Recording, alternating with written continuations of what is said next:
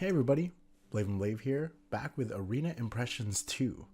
And I have a new microphone, my Audio Technica AT2020. So I've changed some audio levels and stuff like that. So let me know what you guys think about the audio levels, if it's easier to listen to, if you don't need to pump up the volume as loud, and I can adjust accordingly because I want it to be a good listening experience for you guys because I basically talk a lot. So let's get started on the new cards. So the first one is Devil's Puffball. Damage a unit by 2 and give it poison. Death Blow, give poison to adjacent units.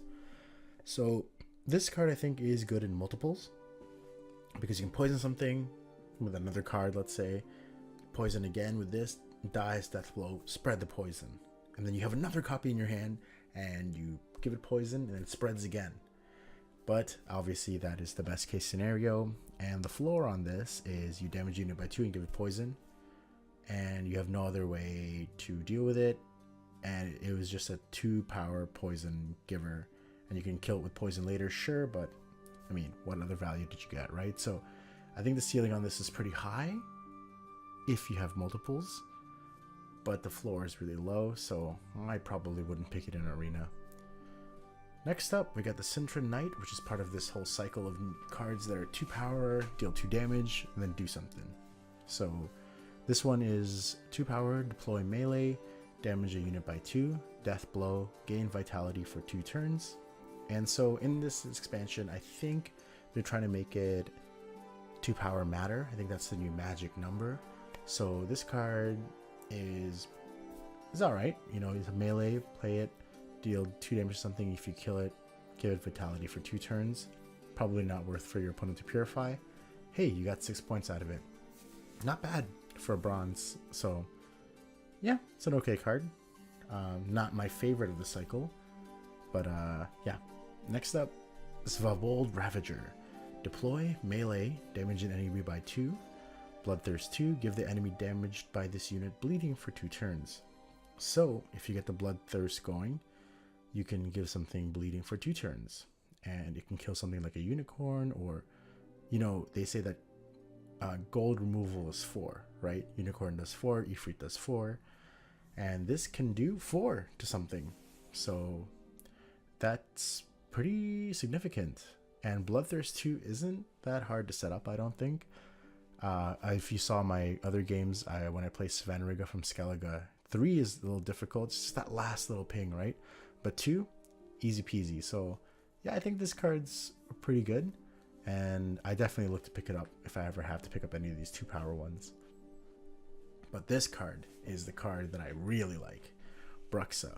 Deploy, damage an enemy unit by 2, death blow, gain thrive. So thrive is very interesting because there's no real cap to it, depending on how you build your deck or how powerful your units are. So having 2 damage and, you know, being able to have thrive and just gain infinite value, I think this one's my favorite so far of the cycle. So I take this card pretty highly if I needed to pad out the bottom of my deck. Yeah, I think this card's pretty good. So the next one is Flutter. 3 power, deploy, destroy an allied unit, and gain vitality for 4 turns. So I think about this as kind of like a pseudo slave infantry. I mean, the point cap for slave infantry if you hit a 1 power unit is 10, because you get, you know, basically 9 points, right? So 5 from the slave infantry, then 4 from the one that you add onto the damage unit or the 1 power unit, whatever.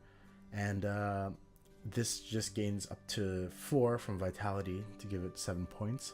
But I think I like this for the same reason I like slave infantry. Your opponent damages your thing down to 1 or lower than 4. It gives you value. And even if at 4, you just break even. And if your opponent tries to put bad things on your side, Rot Tosser, Sabrina, actually you wouldn't want to eat Sabrina, but let's say Rot Tosser, you can eat it and get 4 points. So whatever, man. So I think this is a pretty good substitute for slave infantry if you don't have one. And yeah, I'm not sad about having this card in my deck. Next up, Nekurat. Order 3 power, sorry. Order, melee, drain an enemy unit by 1. Cooldown 2. Whenever you play an organic card, reduce this unit's cooldown by 1. So this card I don't think is very good for us in Arena because you need organic cards, and there's no guarantee that you even get organic cards. Maybe late in the draft you have, you know, a bunch of organic cards and you pick this, but even then, is it even that good? That means you can just drain 1 for every turn. I don't know. I don't think I'll pick this card very highly. I think it's a lot of work for its ability, so I don't think it's worth it. Next up, Dried Matron. 3 power. Every allied turn on turn end, move to the rightmost spot on this row and boost an allied unit on the left by 1. So you can put something down, put this on its left side, and then, oh, it's probably reversed in the camera, but anyway, it'll move, boost the unit next to it, yada yada. You can put stuff on the other side and then keep it moving down like a chain. And I think there's some sort of like row stacking strategy with Scoia'tael, which another card later in the review I will show you guys that sort of, you know, proves or sort of supports my point. But yeah, I think this card is really good because it basically adds +1 to every unit you play unless it's been answered, right? And yeah, it can get punished by row stacking stuff, lacerate, the like of that kind of stuff, Sabrina. But I think the upside's so high, and your opponent has to have it, right? And all you have to have is this card and dudes. So yeah, I like this card a lot. It's something that I would pick highly if I had a chance. Next up is Hengaith Sword. Deploy, damage an enemy unit by 2, death blow, spawn, and play a copy of the destroyed unit. So just by looking at this card, you guys know why it's good. Deals 2 damage, lets you steal something, and you know that could be boosted by you boost your assimilate cards, whatever you steal, or it can steal something really big late in the game. You still have Princess Ada's ability. They have a 10-point unit. You hit it for 8, goes down to 2.